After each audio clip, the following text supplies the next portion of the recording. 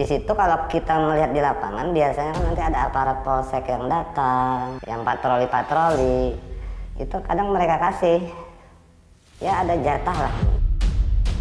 Kuota BBM yang non subsidi untuk industri dan perkebunan termasuk pertambangan itu kurang apa enggak? Kalau itu aja kurang, loh dia dapat solar dari mana?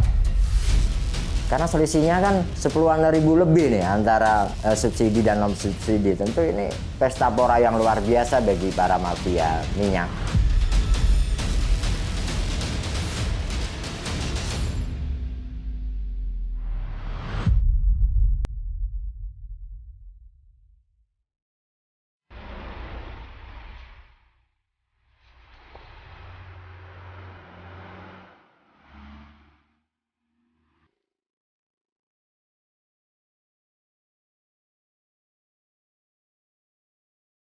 Sejak harga batu bara di pasar dunia terus naik, komoditas ini jadi primadona.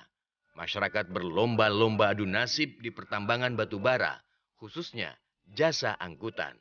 Itu sebabnya tidak semua perusahaan tambang batu bara melakukan pengangkutan sendiri. Sebagian di antaranya menggunakan jasa sewa angkutan batu bara.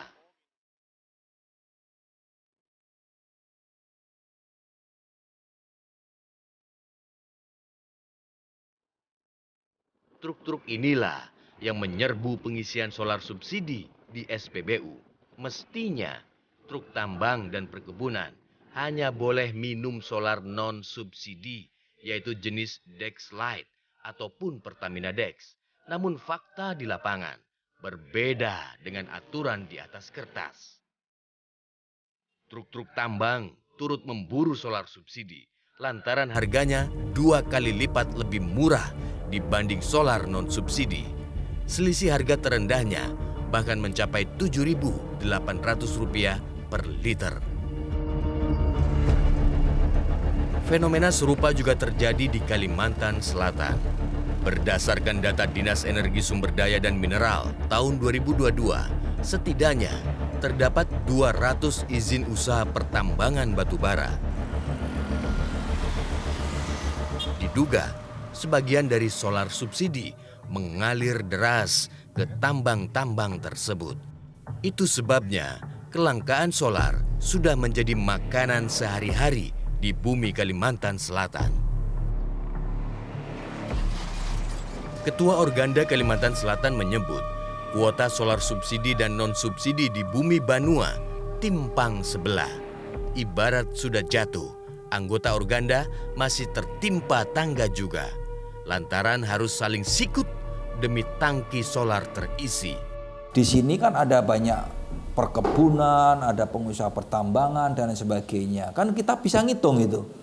Production cost batu bara misalnya, production cost perkebunan sekian. Nah, itu kan bisa dihitung. Skala itu kira-kira membutuhkan berapa. Lah, sedangkan kuota BBM yang non subsidi untuk industri dan perkebunan termasuk pertambangan itu kurang apa enggak?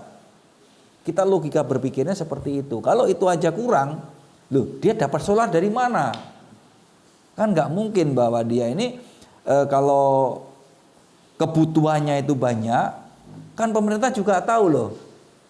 Anda menggunakan perusahaan ini perlunya solar sekian, tapi Anda beli non subsidi sekian, sisanya dari mana? Buntut dari penurunan kuota subsidi, kini pengisian biosolar untuk angkutan bus dibatasi hingga 130 liter sekali isi. Akibatnya, sarana transportasi darat ini kelimpungan mencari tambahan solar. Nah, itu yang susah. Apa mungkin anggota kami dari sini ke Samarinda, jaraknya plus minus 625 kilo, batasan pengisian cuma 130. Nah, untuk itu saya bilang pembatasan pengisian BBM solar bersubsidi itu ditinjau ulang, kalau bisa dihapuskan aja. Jadi sesuaikan kepentingan aja. Realitas, menelusuri sepanjang jalan menuju Pelabuhan Trisakti di kota Banjarmasin. Angkutan logistik, angkutan batu bara, campur baur jadi satu, mengantre di SPBU. Sesuai peraturan Presiden nomor 191 tahun 2014 tentang penyediaan, pendistribusian, dan harga jual eceran BBM, truk angkutan untuk tambang dan perkebunan tidak termasuk kategori yang berhak menggunakan solar subsidi. Di SPBU yang realitas datangi, para supir truk bahkan tampak leluasa mengisikan sendiri solar ke tangki mobil kendaraannya. Pengisian solar subsidi di SPBU ini dibatasi hingga 80 liter setiap harinya. Petugas SPBU mengaku penjualan solar subsidi dalam satu hari tembus 40.000 liter, sementara Dexlite penjualannya hanya 4.000 liter per hari atau 10% dari solar subsidi. Bila dirata-rata, ini artinya setiap harinya sedikitnya ada 500 kendaraan mengisi solar subsidi dan hanya 50 kendaraan mengisi Dexlite. Ya kebanyakannya kan di sini logistik Mas lah. Nggih, untuk kayak sembako ya pastinya sembako Bang dulu. Itu aja kan dari pelabuhan kan dari Organda kan rata-rata sembako semua itu. Seperti beras, seperti gula kan gitu. Itu yang paling banyak gitu. Kalau non subsidi itu ya mungkin agak jauh ya karena harganya sangat mahal karena gitu kan. Tapi ada juga, tapi tetap juga masih banyak sekitar 4 KL, 5 KL gitu kan untuk perharinya. Itu biasanya siapa yang mengisi Bang, kalau yang non subsidi? Mengisi itu ya dia ada juga logistik yang mau cepat ada juga yang logistik yang mau cepat nih nggak mau antri karena perusahaannya mau ngejar waktu mungkin. Mas Budi ya? Iya. Alfian dari Metro TV Mas. Oh, iya. Realitas menemui Budi, salah satu supir angkutan, bekerja sebagai sopir angkutan sejak 2009. Bisa. Ikut ya Mas? Iya. Budi sudah hafal betul permasalahan solar di daerahnya. Tidak dipungkiri, truk-truk tambang kerap mengantre bersama truk angkutan lainnya. Spesifik tentang armadanya itu beda, nggak bisa kita membedakan itu mobil pertambangan kecuali mobil khusus ya, kalau mobil niaga, mobil angkutan itu semuanya sama, jadi nggak bisa untuk membedakan.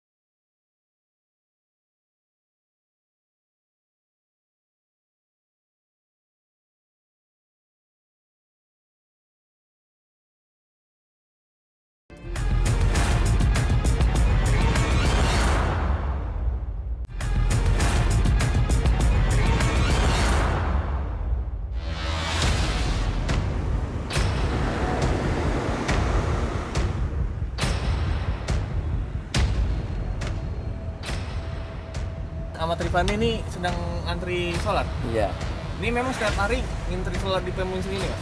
bukan juga kadang-kadang. Kadang-kadang. Iya. Tapi antriannya gimana Mas biasanya?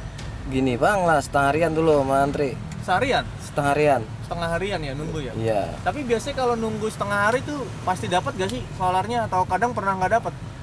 Kadang dapat aja bang. Dapat. Nggak. Pernah nggak dapat? Udah ngantri jauh-jauh capek. Ada aja bang, bener. Cuma kadang nang bulanan itu dapat aja itu nah. Dapat ya? Iya dapat aja.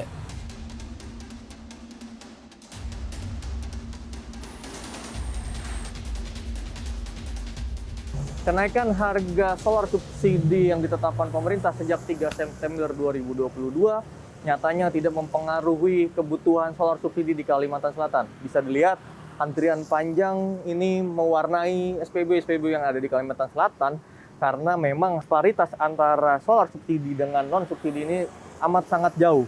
Penyaluran BBM ataupun solar subsidi yang dikeluarkan untuk Kalimantan Selatan ini 70% ini menggunakan solar subsidi dan hanya 30% yang dikeluarkan untuk solar non subsidi.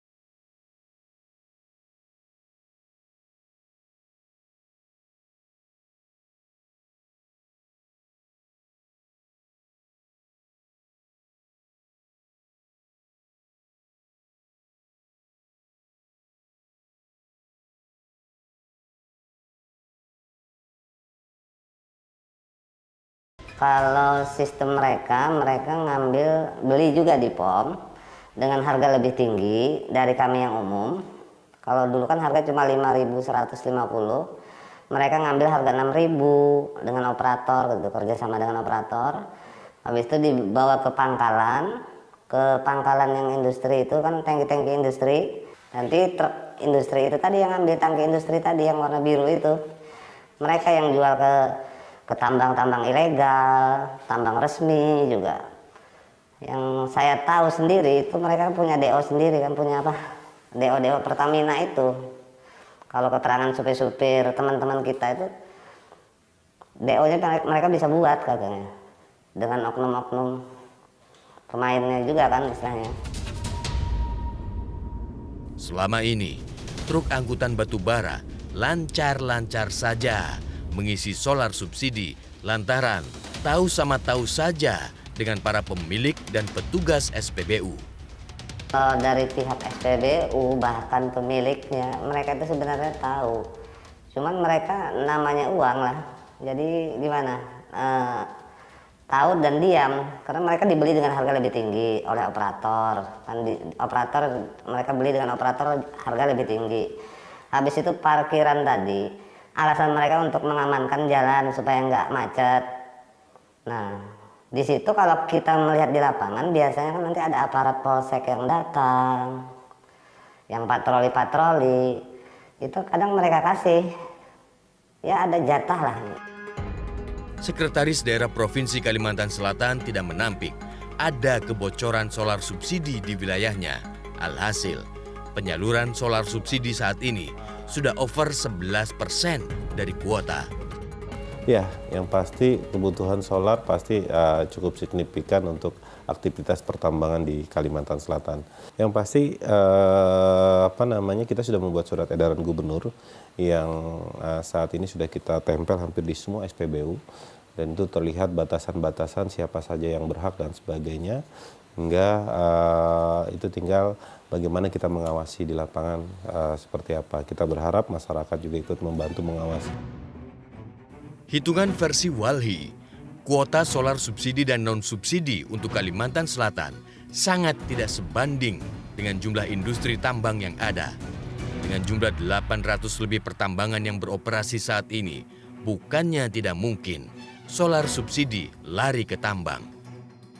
Nah, walaupun tadi banyak izinnya dicabut, yang asalnya kemarin itu hampir 800-an lebih izin ya kan, dan beberapa tahun terakhir memang ada yang dicabut. Jadi sekarang kurang lebih 300-an izin yang tidak dicabut. Tapi yang udah dicabut ini, siapa yang bisa memastikan bahwa mereka tetap nggak operasi?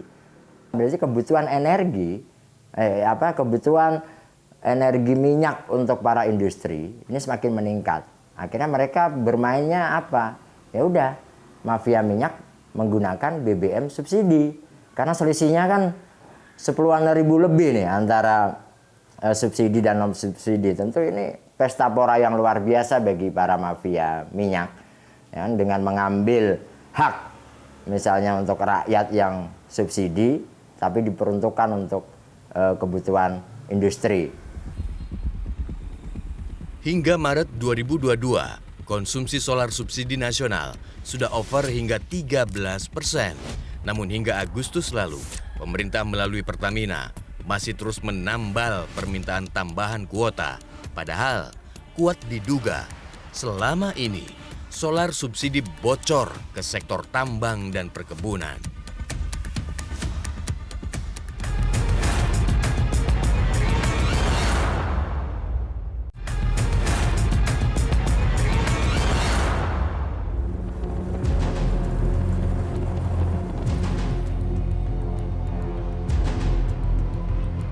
Kelangkaan solar subsidi yang dirasakan sejak 7 bulan terakhir dipicu oleh penurunan kuota dari BPH Migas. Kuota solar subsidi tahun 2022 turun 500.000 kiloliter dibanding tahun 2021. Di saat kuota diturunkan 5%, namun angka konsumsi solar justru naik 10%. Fenomena serupa juga terjadi di banyak daerah lain di Indonesia.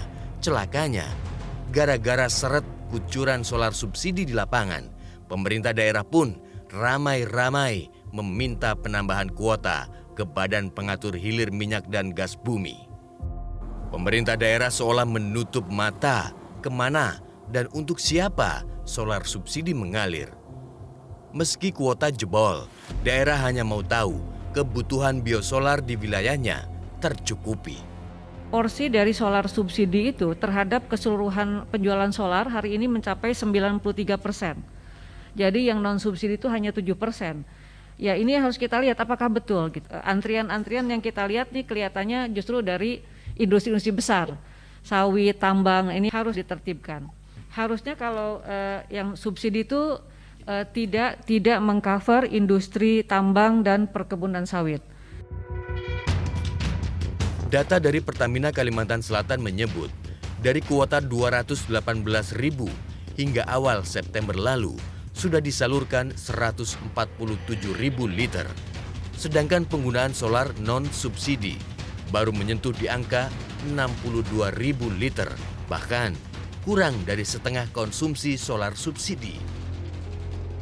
Terkait sengkarut penyaluran subsidi BBM, khususnya solar, anggota Komisi 7 DPR RI, Adian Napitupulu mendesak perlunya peraturan presiden baru untuk menggantikan Perpres nomor 191 tahun 2014. Adian menghitung kerugian negara akibat kebocoran subsidi solar ke tambang dan perkebunan bisa mencapai 140 triliun per tahun. Walaupun sifatnya asumsi terkait jumlah truk misalnya, kalau kita hitung-hitung per perusahaan pertambangan itu punya 30 truk saja roda 6, perkebunan juga punya truk roda 6, 30, itu kita habis sekitar 140-an triliun lah per tahun. Tapi kalau perkebunan saja sekitar 55 triliun. Nah masalahnya kan kemudian menjadi dirasa tidak adil karena perkebunan-perkebunan ini kan modal-modal besar semua. Ada 332 perkebunan itu yang PMA, penanaman modal asing. Pertanyaan kita adalah apakah mereka juga perlu diberikan subsidi? Sementara pajak perkebunan 1 tahun sekitar 20 triliun. Sementara asumsi solar subsidi yang dinikmati itu sekitar 55 triliun. Ada selisih 35 triliun lah. Penyelewengan solar subsidi yang tidak tepat sasaran juga bisa dilihat dari pengungkapan kasus yang terjadi. Hingga Agustus saja, BPH Migas telah menyita sebanyak 394.638 liter solar subsidi. Total dari penyelewengan mencapai 640.000 liter. Karena adanya disparitas harga antara solar subsidi dengan solar yang disalurkan ke industri, itu mereka membeli dari SPBU berulang-ulang, kemudian dilakukan penimbunan dan kemudian dijual ke industri dengan harga yang jauh lebih mahal. Nah, penalti 1 bulan tidak boleh menyalurkan ya, ini kan jadi kalau bisa dikatakan cukup ringan, Bu. Tergantung dari tingkat kesalahannya. Kalau misalnya terbukti bahwa memang SPBU itu ikut terlibat, itu bisa sampai ditutup. Gitu. Namun tentu saja jumlah kasus yang diungkap tersebut belum sebanding dengan volume solar subsidi yang jelas-jelas mengalir ke tangki truk-truk tambang dan perkebunan di depan mata. Itu sebabnya Pertamina juga mendorong dibuatnya aturan baru yang lebih jelas dan tegas. Subsidi BBM bukanlah anggaran gratis yang dikucurkan sana-sini oleh pemerintah. Sebaliknya, sepeser pun nilai subsidi untuk rakyat diambil dari kantong negara yang bersumber dari uang rakyat juga. Itu sebabnya penyaluran BBM subsidi harus tepat sasaran. Sebab bila tidak, negara dan rakyat akan terus boncos merugi. Keuangan negara terus jebol, digerogoti ulah para mafia BBM subsidi.